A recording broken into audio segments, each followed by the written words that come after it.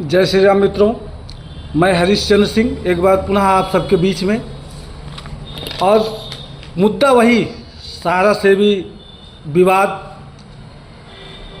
इस देश की एक बहुत अजीब विडंबना है, जहां सहारा समूह के करोड़ों निवेशक और कार्यकर्ता, लाखों कार्यकर्ता तिल तिल करके मर रहे हैं, खून के आंसू रो रहे हैं, अकाल काल के गाल में समाते चले जा रहे हैं। और मजाल क्या है कि एक भी बड़ा राजनेता या नेशनल मीडिया या मानवाधिकार आयोग या कोई अभिनेता या कोई एनजीओ किसी के भी चेहरे पर तनिक भी परेशानियों का भाव नहीं है और इन पर रत्ती भर चिंता नहीं दिखती। ऐसा लगता है कि अपने ही ऐसा लगता है कि सभी की मानवता मर चुकी है।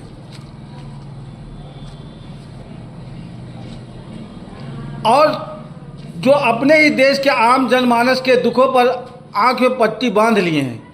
याद रखना, जिनका कोई नहीं होता उनका खुदा होता है। और उसी ईश्वर ने, उसी खुदा ने हम सभी पीड़ित जनों के अंदर सहने की अद्भुत क्षमता प्रदान की हुई है। लेकिन इसकी भी एक समय सीमा है। जिस भी दिन ये सीमा टूट गई ना, उस दिन प्रलय आ जाएगा और ये आना निश्चित ही है। इसलिए माननीय सुप्रीम कोर्ट से सविनय निवेदन है कि आने वाली आगामी तारीखों पर सुनवाई करके सहारा समस्या का समाधान अतिशीघ्र करवाएं, जिससे हम सभी को राहत प्रदान हो सके। और मैं नेशनल मीडिया से कहना चाहता हूं, सहारा की अगर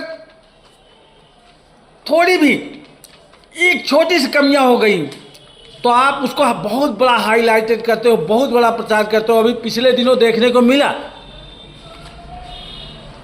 कौन सी दुश्मनी है आपकी सहारा से। सहारा ने इतने बड़े बड़े काम इस देश के अंदर किए, अगर गिनाया जाए तो शायद हो सकता है कि समय कम पड़ जाए।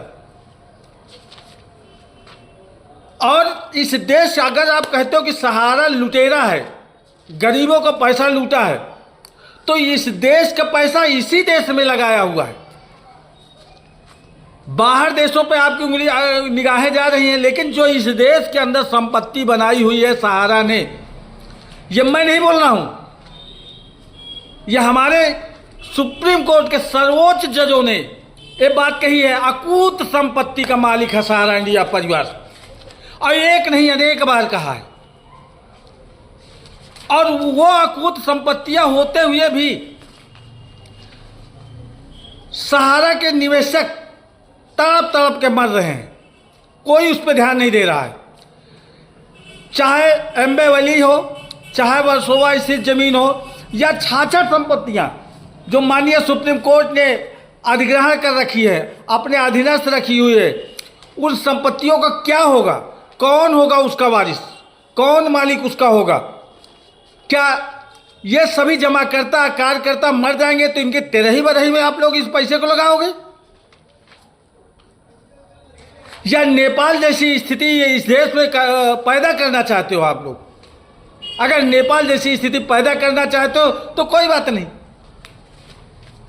अन्यथा जो 14 साल से सहारा से भी विवाद चल रहा है, आज तक किसी प्रकार का आरोप न्यायालय से सिद्ध नहीं हो पाया है। और हम लोगों की जानकारी में तो इतना इसका आरोप ही था कि सहारा के पास निवेशक नहीं है, बड़े बड़े नेताओं का काला धन है, भिन्न भिन्न नामों से जमा किया गया है। आज जब पोर्टल के माध्यम से ये बात सिद्ध हो गई कि सहारा के पास निवेशक है, तो तब फैसला हो गया ना भाई। फिर इसमें देरी क्यों हो रही है? फिर न्याय में इतना विलंब क्यों हो रहा है? इसका कोई तो जवाब देगा, कोई तो आगे आएगा, कोई तो जिम्मेदार बनेगा। सहारा इंडिया ने पैसा लूटा है तो लूट करके टोटल पैसा विदेश नहीं भेज दिया, या हमारे स्वर्गीय चेयरमैन लेकर के स्वर्ग नहीं सिधार गए। इस धरा का पैसा इसी धरा पे धरा हुआ है, लेकिन उसका कोई सही सलूशन नहीं दिया जा रहा है। केवल मामले को लंबा लंबा खींचा जा रहा है। और हाँ, अपनी जो है स्वार्थ सिद्धि की जा रही है। इन राजनेताओं के जरिए भी स्वार्थ सिद्धि की जा रही है। चुनाव आता है झारखंड में, अभी हमने चुनाव देखा, बड़े बड़े पॉम्पलेट पेपर में छपवाया, सहारा का प्रण, भाजपा का प्रण, सहारा का पाई पाई भुगतान। झामुओं ने कहा सहारा का भुगतान हम दिलाएंगे। चुनाव खत्म, सारी बातें खत्म। अब बिहार चुनाव आ रहा है तो फिर आपके अंदर झुंझुना पैदा हो रहा है। ऐसा मत करिए। हम लोगों की सोचिए, हम कार्यकर्ताओं की सोचिए। डर डर के जीवन व्यतीत कर रहे हैं। प्लीज अनुनय विनय निवेदन कर रहे हैं, देश के अति जिम्मेदारों से अनुनय विनय निवेदन कर रहे हैं, सहारा समस्याओं का अति शीघ्र निदान करवाइए, अन्यथा बहुत बड़ा कुछ हो जाएगा और उसके जिम्मेदार इस देश के जिम्मेदार होंगे, हम लोग नहीं होंगे। इन्हीं सब बातों के साथ जय हिंद, जय भारत, जय सहारा।